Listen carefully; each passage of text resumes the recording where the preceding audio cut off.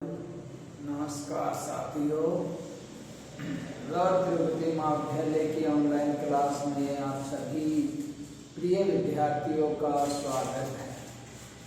BA पाठ प्रथम के हिंदी साहित्य के बारे में अपने पिछली कक्षा में हिंदी भाषा का उद्भव और विकास के बारे में जानकारी अपन ने प्राप्त की थी। आज अपन देखते हैं आगे, यानी इससे पिछली वाली कक्षा में अपन ने हिंदी शब्द की उत्पत्ति के बारे में अपन ने जानना चाहा। हिंदी शब्द की उत्पत्ति अपन ने सिंधु शब्द से देखी थी। मैंने आपको बताया था भारत आर्यभट्ट के नाम से जाना जाता था, काफी विस्तृत भूभाग था और विदेशी जातियां पश्चिम से जो भारतीय संपदाओं से प्रभावित होकर जो भारत में आई, उन्हें भारत में आने के लिए सिंधु नदी को पार करना पड़ता था और उनके शब्दकोश में स व्यंजन का अभाव था। स को है बोलते थे, महाप्राण ध्वनि ध का अभाव था, ध को द बोलते थे, तो वो सिंधु को हिंदू कहने लग गए। धीरे धीरे स्वराघात बालाघात के कारण उ का लोप हो गया और हिंदू से हिंद शब्द बन गया। इसी हिंद शब्द में ईक प्रत्यय जो ईरानी भाषा का है, हिंदी में ईक प्रत्यय नहीं है, हिंदी में ईक प्रत्यय है। सामाजिक, आर्थिक, नैतिक, भौतिक, मार्मिक, यानी ये हिंदी में तो एक प्रत्यय का प्रयोग होता है, जबकि ये एक प्रत्यय ईरानी भाषा का है। और उन ईरानियों ने, विदेशियों ने इस हिंद शब्द में एक प्रत्यय जोड़ने पे शब्द बना हिंदी।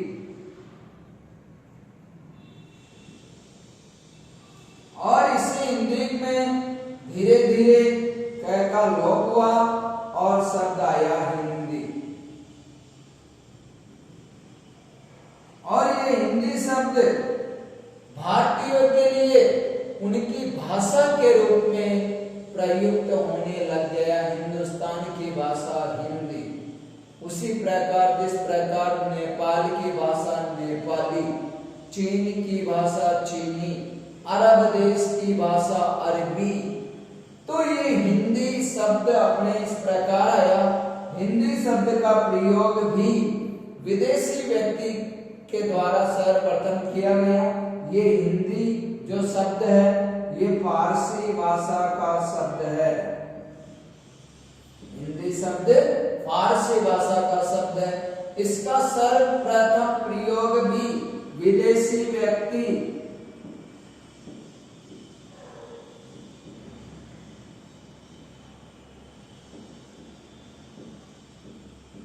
जफरुद्दीन ने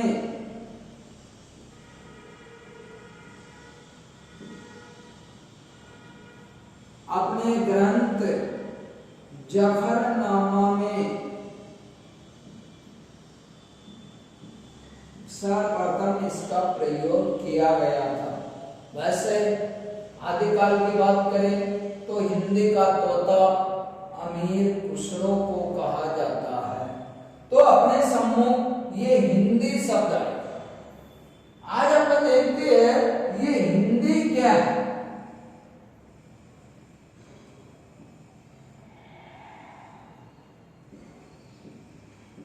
हिंदी भाषा, क्योंकि भाषा और लिपि दोनों में अंतर होता है। भाषा किसे कहते हैं, लिपि किसे कहते हैं, हिंदी हमारी भाषा है। अब ये भाषा, हिंदी शब्द की उत्पत्ति ये कहां से, कैसे, क्या आया, इसके बारे में आज अपन हिंदी के जुड़ाव के बारे में जान रहे, आप और हम हिंदी में जुड़ना चाह रहे, यानी हिंदी भाषा जो अपनी भाषा और लिपि, विश्व में अनेक भाषाएं है, वैसे भारतीय परिवार से निकली हुई अपनी भाषा हिंदी है, जिसके बारे में अपन जानेंगे कि वैदिक संस्कृत, लौकिक संस्कृत, पाली, प्राकृत, अभ्रन। किंतु उससे पहले अपन हिंदी के बारे में जानना चाह रहे कि हिंदी किस प्रकार, हिंदी कहां से निकला। भाषा, भाषा भाष शब्द से बना है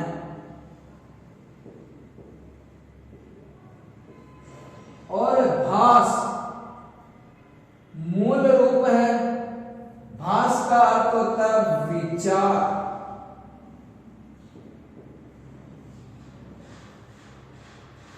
यानी विचार प्रकट करने का जो माध्यम होता है वह भाषा कहलाती है।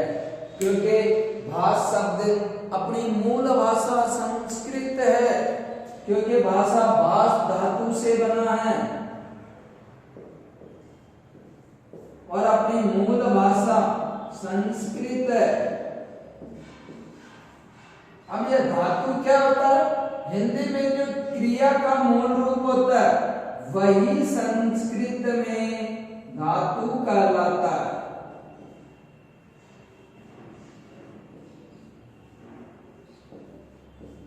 यानी क्रिया का जो मूल रूप होता है वो क्या कहलाता है? धातु। और संस्कृत हिंदी की जननी संस्कृत को माना गया है, यानी भाष का अर्थ विचार।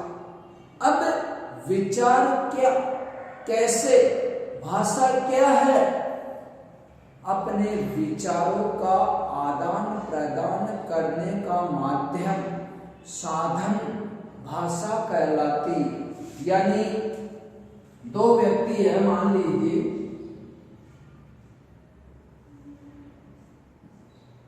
अब ये दो व्यक्ति अपने विचार आपस में विचार विनिमय, यानी ये जिस साधन के द्वारा अपने विचारों का आदान प्रदान करते हैं वही भाषा कहलाती है। कसर ये विचार क्या है? विचार अध्वन्यात्मक इकाई होती है। विचार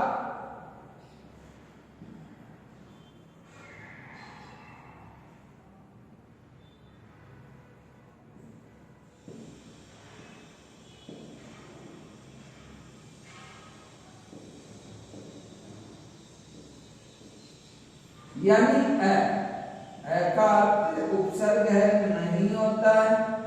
ध्वन्यात्मक मतलब ध्वनि यानी आवाज, और आत्मक मतलब आत्मा,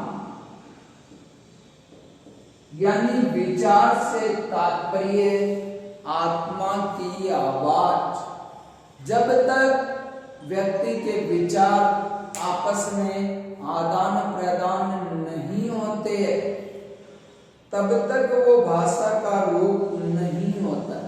जब अपने विचारों का आदान प्रदान, अभी मैं बढ़ा रहा हूं, मेरे मन में क्या विचार है उन विचारों को मैं अभिव्यक्त कर रहा हूं, प्रकट कर रहा हूं, और उन विचारों को प्रकट करने का माध्यम मेरा जो है वो मौखिक है अभी।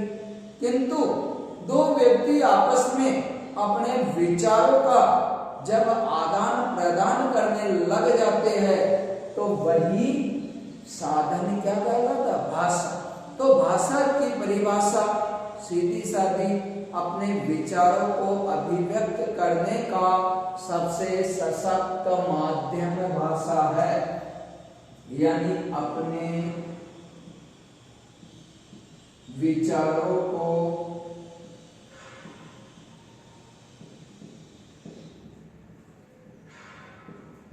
अभिव्यक्त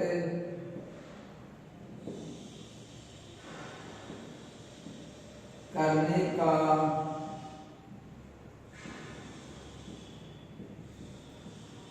सबसे सशक्त माध्यम भाषा होती है।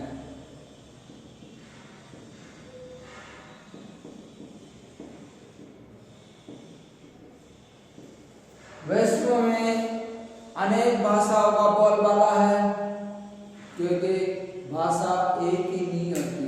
हिंदी भी भाषा है, अंग्रेजी भी भाषा है, संस्कृत भी भाषा है, ग्रीक, लैटिन, यानी बहुत सी विश्व में अनेक भाषाओं का बोलबाला है। तो अपने विचार को अभिव्यक्त करने का सबसे सशक्त माध्यम ही क्या कहलाता है? भाषा। भाषा के द्वारा ही व्यक्ति कहलाता है, क्योंकि भाषा के अलग अलग रूप होते, भाषा का अलग अलग माध्यम होता है। भाषा किस प्रकार कैसे व्यक्ति अपने भावों को प्रकट करता है, यानी अपने विचारों अपने भावों को प्रकट करने का जो सबसे सरल तरीका होता है वही भाषा कहलाती है। अब भाषा के बारे में ये तो अपने को पता चला भाई हिंदी भाषा है। भाषा भाष धातु से बनी है। भाष संस्कृत की मूल धातु है। भाष का अर्थ होता है विचार, यानी अपने विचारों को विनिमय आपसी आदान प्रदान करने का जो सबसे सशक्त माध्यम है वो क्या कहलाती है? भाषा। विचार अध्वन्यात्मक इकाई है, यानी आत्मा की जो ध्वनि आवाज है वो बाहर नहीं निकलती, वही तत्व विचार होती है। जब विचार बाहर निकलते हैं तो वो आवाज या भाषा बन जाती है। तो अपने विचार को अभिव्यक्त करने का सबसे सशक्त माध्यम है भाषा। अब हम भाषा की विशेषता देखें कि भाषा की क्या क्या विशेषता होती है, भाषा कैसे आगे बढ़ती है। तो देखिए भाषा की विशेषताएं।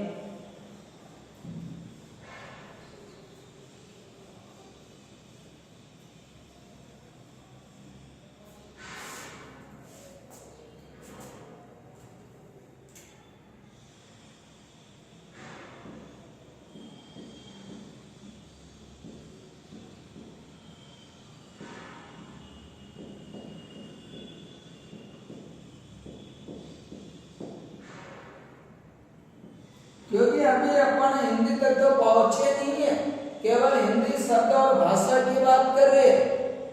हिंदी तक अपन धीरे धीरे आगे बढ़ते हैं। पहले इसके इतिहास, इसके बारे में। तो अब अपन भाषा की विशेषताओं की बात करें तो पहली विशेषता है भाषा अर्जित संपत्ति है।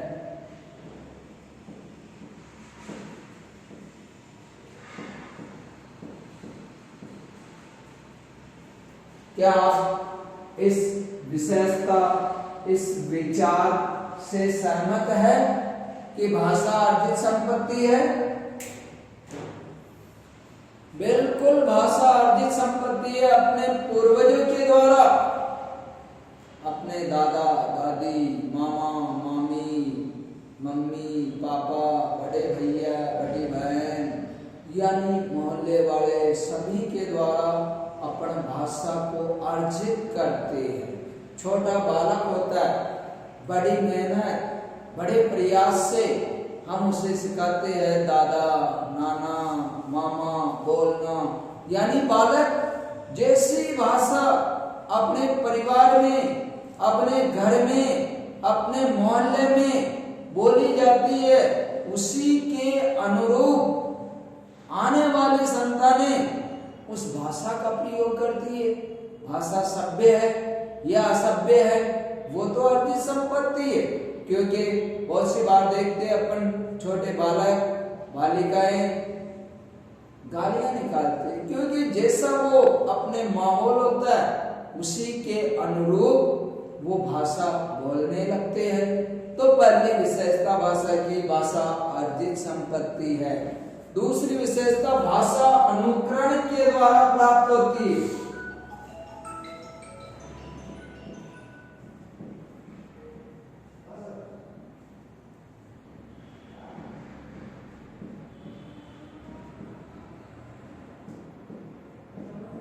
यानी दोनों को मैं जोड़ना चाहता हूं।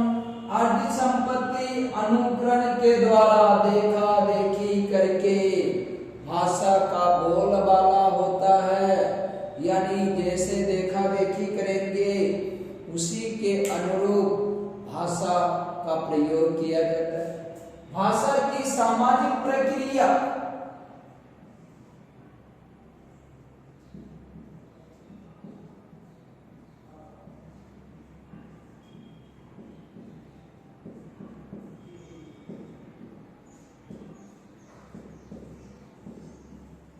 यानी भाषा समाज के अनुरूप बोली जाती है।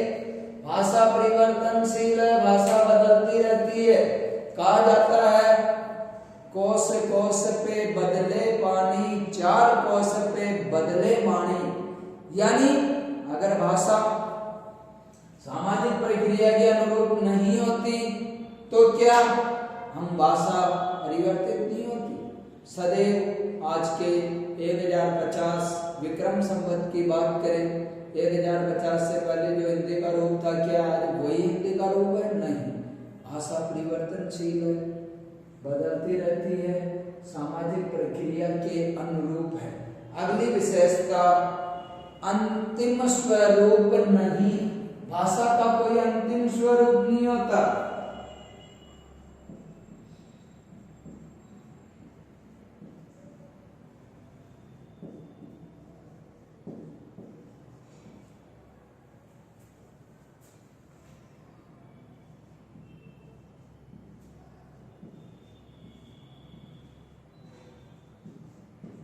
अरे भाई, भाषा का यदि अंतिम स्वरूप होता तो आज भाषा चेंज नहीं होती।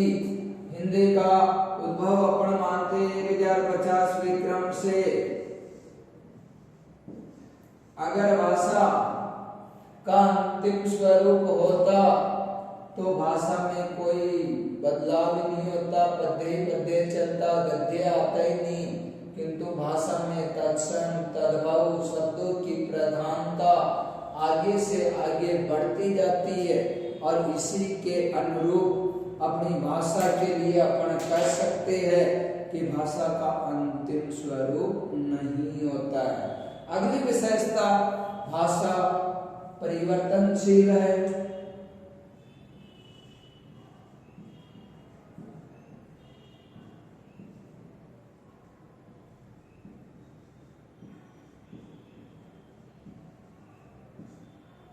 भाषा का मानक रूप निश्चित है।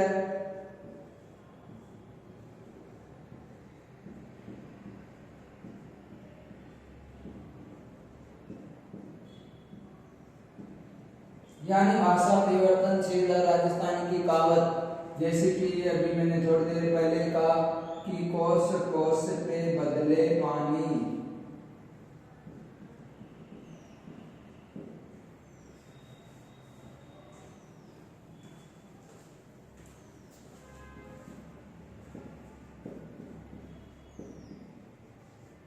चार कोस पे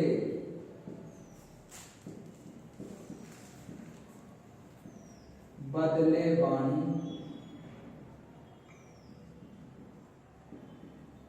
यानी भाषा परिवर्तनशील है। अगर भाषा परिवर्तनशील नहीं होती तो सदैव मानक रूप, भाषा का मानक रूप निश्चित होता है। हर भाषा की अपनी लिपि होती है। जैसे हिंदी में क का मानक रूप ही है तो कल अपन इसी प्रकार लिखेंगे र का मानक रूप है, तो र इसी प्रकार लिखेंगे, है का मानक रूप है तो अपन इसी प्रकार लिखेंगे। यानी प्रत्येक भाषा की लिपि में उसका मानक रूप निश्चित होता है। और अंतिम विशेषता भाषा की, भाषा कठिन से सरल की ओर चलती है।